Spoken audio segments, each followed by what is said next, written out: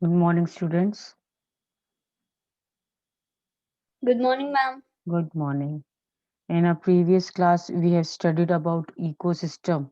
We have understood that all the plants and animals in an area are interdependent and interrelated to each other in their physical environment, and thus forming an ecosystem. We have also understood further that human beings utilize the vegetation and wildlife. They cut the trees for their own benefit and kill the animals for various purposes. And they disturb the ecological balance then.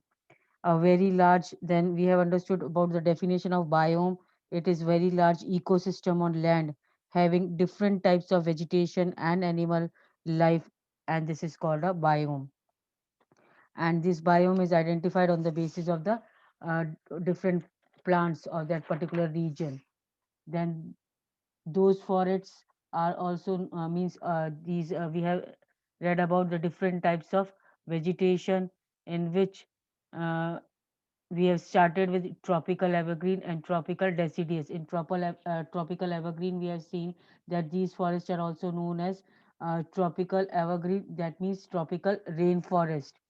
And then uh, two regions, one in the north of the Tropic of Cancer and one in the south of Tropic of Cancer, where tropical evergreen forests are found, are in the northern parts of Assam. These tropical forests are found, and in south windward slopes of Western Ghats. Then four commercially important trees of evergreen forest we have understood about, that is uh, ebony, mahogany, rosewood, and rubber. They are the four important commercially important trees for the evergreen forest. And then the people in the forest also use bamboo for the commercial purpose, especially for the construction of houses, for carrying the water from one higher region of heavy rainfall to the lower areas. Then further we have read about the common animals also, that elephant, monkey, rhinoceros, and snakes. They are the common animals found in the tropical evergreen forest. Then next we have understood about the deciduous, tropical deciduous forest. In this, these forests are also known as monsoon forest, and they are again subdivided into these tropical deciduous forests are again subdivided into dry deciduous, in which 70 to 100 centimeter of rainfall is there, and wet deciduous in this 100 to 200 centimeter of rainfall is there. And then rainfall is less than 70 centimeter, where that is why the thorny trees and shrubs grow in the Gujarat and Rajasthan. So all this we have read about it, the thorn forest. Then next, today we are going to start with montane forest.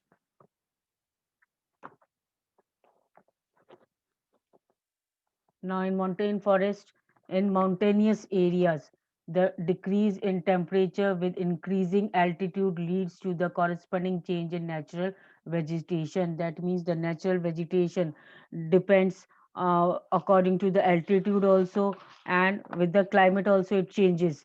So, in the mountainous areas, the wait a second, in the mountainous areas, the decrease in the temperature, that means the temperature decreases as you go higher and higher altitudes. Altitudes means towards the highest position you go, regions, when you go to the higher regions, the temperature decreases, and there is corresponding change in natural vegetation. So natural vegetation also changes as you move towards the higher regions. As such, there is a succession of natural vegetation belts in the same order as we see from the tropical to the tundra region. That means from the tropical region, whatever vegetation was there, where heavy rainfall was there, but as you move towards the tundra region, where temperature decreases, in that type of condition, the natural vegetation also changes, the plants also changes. Now the wet temperate type of forests are found between the height of 1000 to 2000 meters. You can underline this. The wet type of forests are found between the height of 1000 to 200, 2000 meters, and evergreen broad leaf trees such as oak and chestnuts predominate. That means evergreen trees are found, and these trees such as oaks and chestnuts are mostly found there with broad leaves. Between 1500 and 3000 meters, temperate forest containing coniferous trees like pine. Now, coniferous trees like pine, deodar, silver fir, spruce, and cedar are found in the region where altitude is 1500, 1500 to 3000 meters. In that temperate forest are containing coniferous trees. Coniferous trees means trees in the shape of cones. These forests cover mostly the southern slopes of the Himalayas. Now, these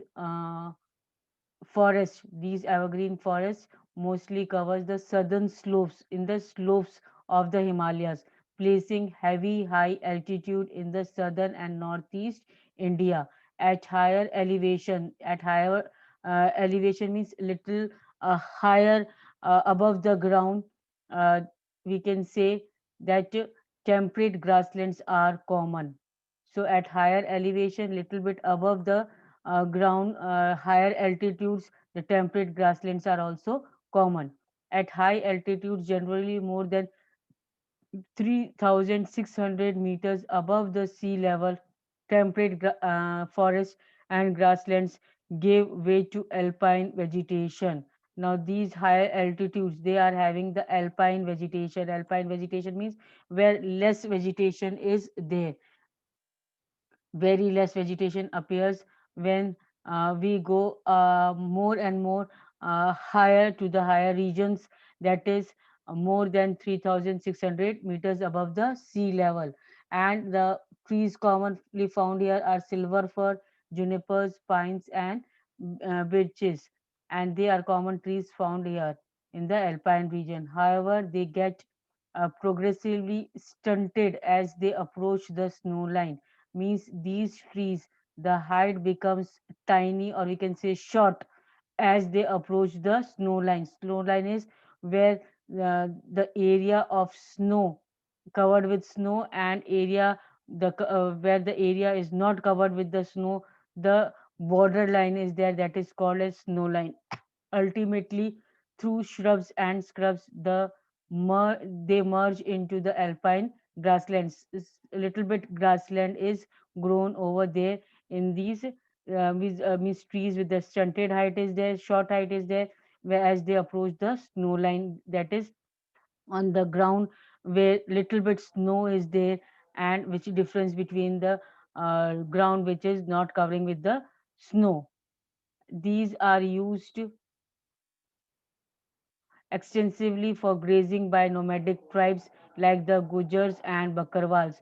So the nomadic tribes here we find are Gujars and Bakarwals. So these places near the snow lines, they are used for the tribal nomadic tribe people. They are Gujars and Bakarwals. At higher altitude, mosses and lichens form part of tundra region. Mosses and lichens are also there. Means the small plants are also found in at the higher altitude, and these nomadic tribes use the places for the grazing of the animals, the alpine grasslands for the grazing of the animals. The common animal found in these forests are Kashmir stag. So the most commonly found animal in this mountain forest is Kashmir stag, spotted deer, wild sheep, jack rabbit, Tibetan antelope, yak, snow leopard, squirrels, shaggy horn, wild ibex, bear, and rare red panda, sheep, and goats with thick hair. Now, as the temperature is uh, very low there, it is very means a little bit cold over there. So the animals which are found here are having the thick hair to adapt themselves according to the climatic condition. Now, I hope mountain forest means the region where the mountainous region where the forest appears. As you go towards the higher altitudes, means at the little bit height also the temperature decreases, and as the temperature decreases accordingly the type of plant life is present there. Now, mangrove forest. The mangrove or tidal forests are found in the areas of coast influenced by tides. Now, these mangrove tidal forests are found in the areas near the coast. So, these are the near the coastal regions. These mangrove forests are found. Mud and silt get accumulated on such coast. So, mud and silt mud and silt means whatever carried away by the flowing of the water, that is silt and mud are collected on the coast, and dense mangroves are the common varieties with roots of the plant submerged under the water. Now here mangroves are common, and the plants in mangrove trees are submerged, mostly submerged under the water. The deltas of Ganga, the Mahanadi, the Krishna, the Godavari, and the Kaveri are covered by such type of vegetation. Such means mangrove vegetation is there where the delta of Ganga, Mahanadi, and Krishna delta, where these tributaries fall, and where the water is collected, it forms a delta, and there such type of mangrove forest is found. In the Ganga Brahmaputra delta, Sundari trees are found. So, where are Sundari trees found? They are found in Ganga Brahmaputra delta, which provide durable hard timber. That means hardwood is there. Palm, coconut, keoda, agar, etc. also grow in some part of the delta. So these are the type of plants which grow in the deltic region. Now, animals found here is Royal Bengal tiger is the famous animal in the forest. And apart from Royal Bengal tiger, turtles, crocodile, gharials, and snakes are also found in this desert. So, in mangrove forest, especially Royal Bengal tiger is there. But apart from Royal Bengal tiger, other animals are also found. That is turtles, crocodiles, gharials, and snake.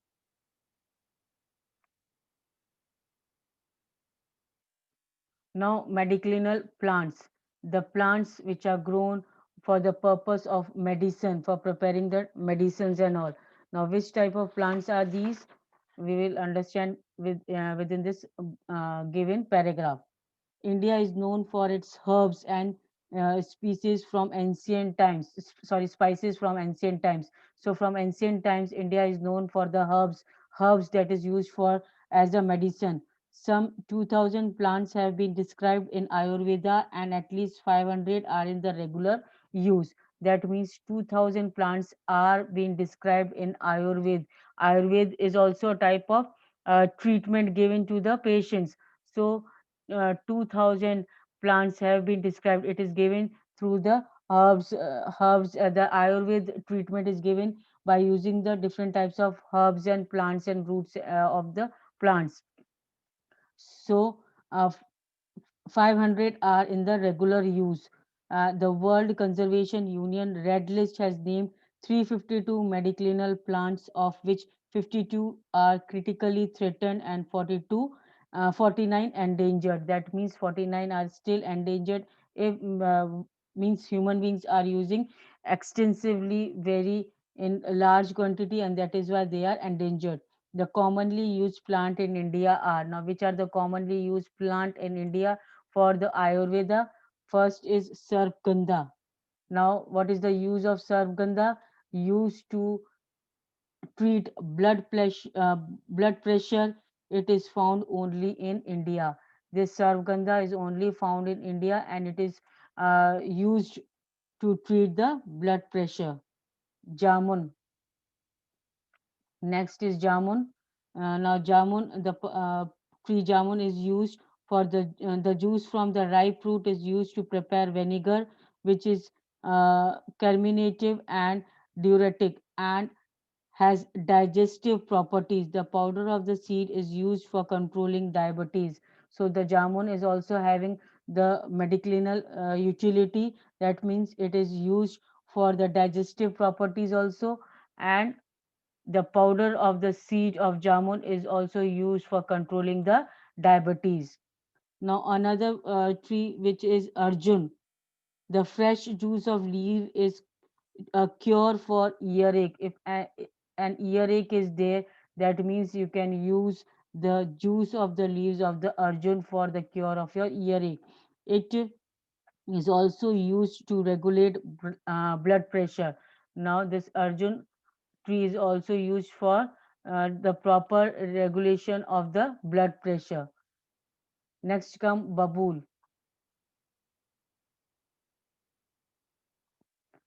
Leaves are used as a cure for eye sores. Its gum is used as tonic. So the babool leaves are used for the eye sores, cure of the eye sores. Means if any eye problem is there, the babool leaves are used. Even it is used as a tonic. Its gum is used as a tonic to uh, be taken for the treatment. The neem. Now next tree is neem, has high antibiotic and antibacterial properties. Now neem is having the antibiotic and antibacterial properties, so it is used as an antibiotic to treat the patient. Tulsi plant is used to cure cough and cold. If cough and cold is there, tulsi plant is used. That means nowadays also you might be using the leaves of the tulsi in the tea and all. And if anybody catches cold or is having cough, they are asked to have this tulsi leaves. So the tulsi leaf is used to cure the cough and cold. Then next is kachnar. Kashnar is also the tree used to cure asthma and ulcers. So asthma and ulcers are cured in Ayurveda through Kachnar. The buds and roots are good for digestive problems also. So this is the use of different types of medicinal plants which are used for different purposes for curing or for treatment for different problems.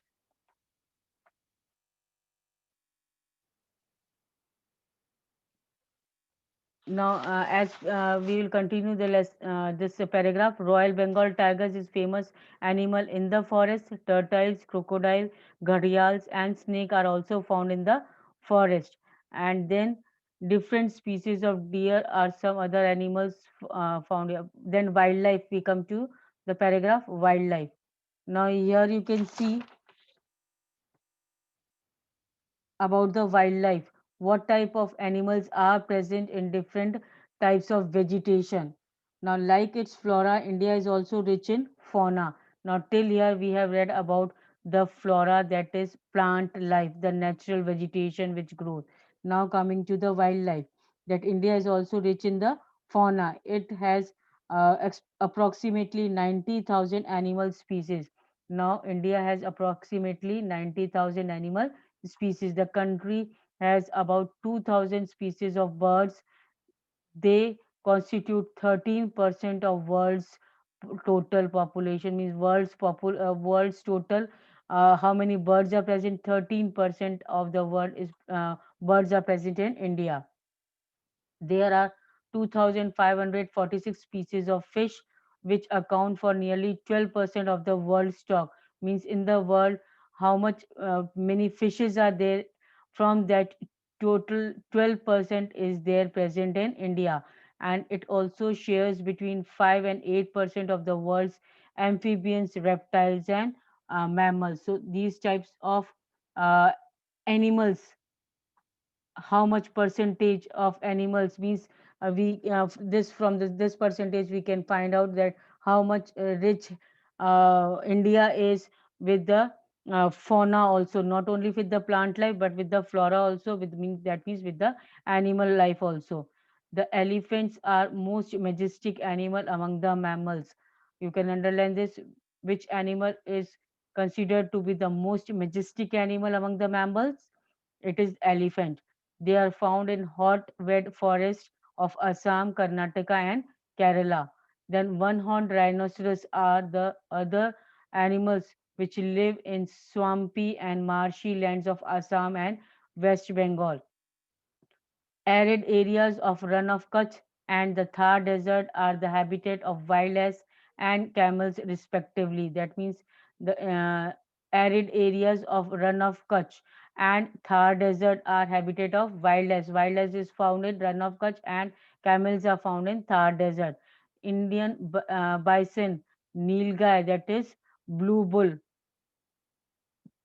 Chausinga, that is four-horned antelope, gazelle, and different species of deer are some other animals found in India. It also has several species of monkeys. So, such a variety of animal life is present in India.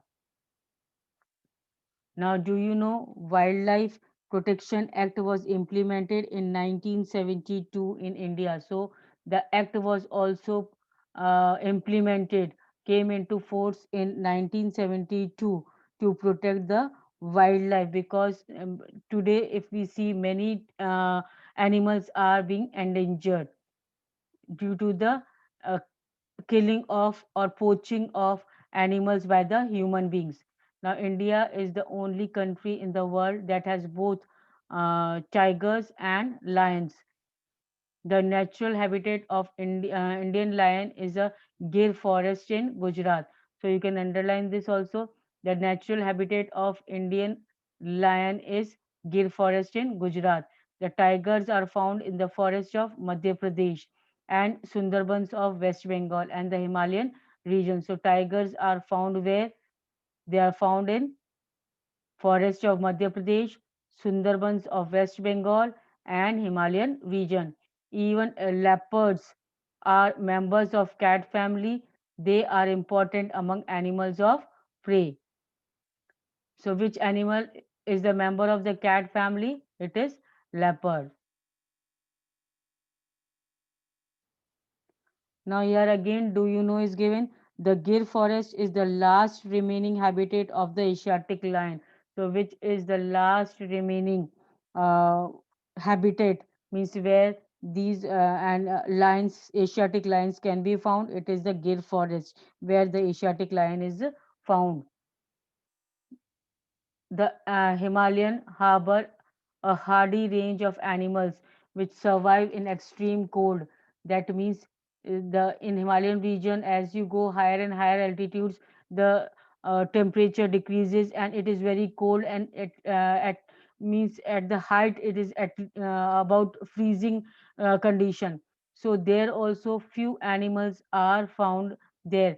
Ladakh's freezing high altitudes are home to yak, the shaggy horn wild dogs weighing around 1 ton, the Tibetan antelope, the barrel that is blue sheep, wild sheep, and kiang that is Tibetan wilderness.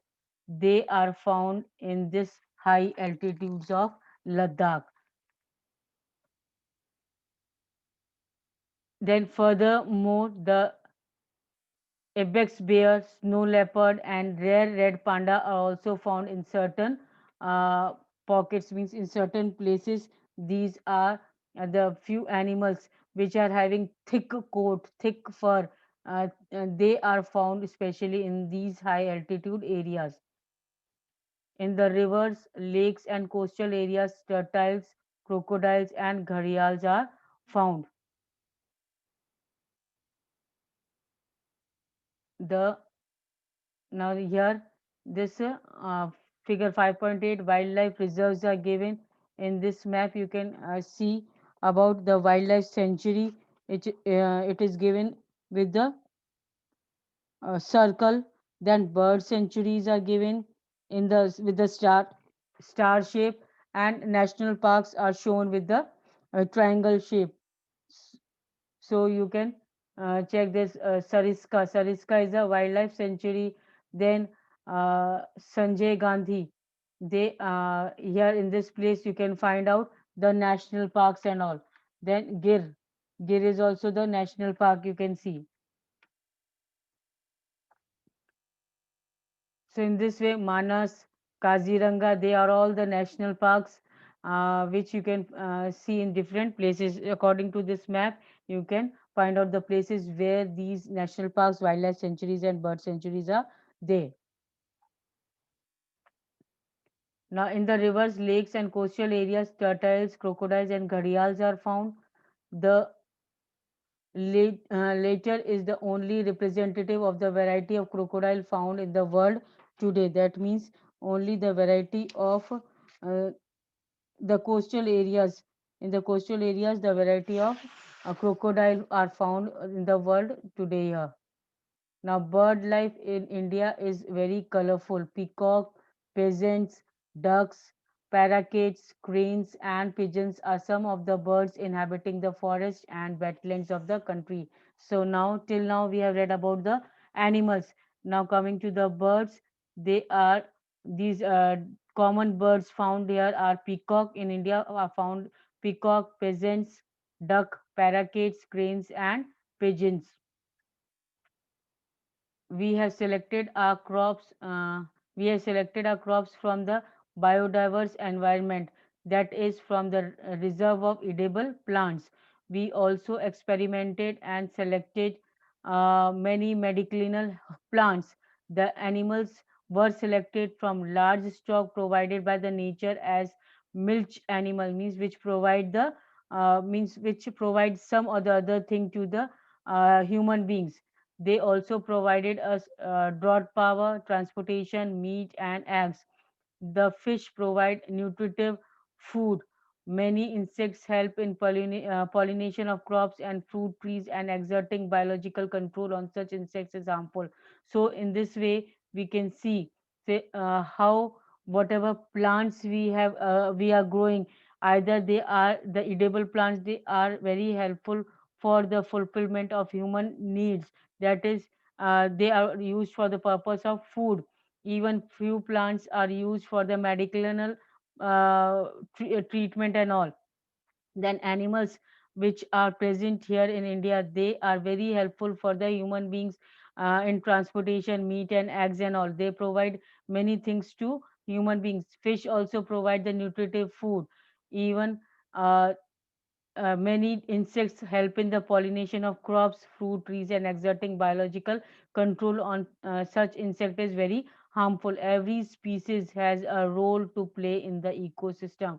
Where everyone, whosoever is there in the ecosystem, whether the plant or whether the animal or the insect or the bird, each and everyone has a special role in the ecosystem. Hence, conservation is essential, as has been mentioned earlier, due to the excessive exploitation of plant and animal resources. So, as the more and more exploitation is being done by the human beings of these plants and animals, so proper conservation is very much essential. Um, about 1,000.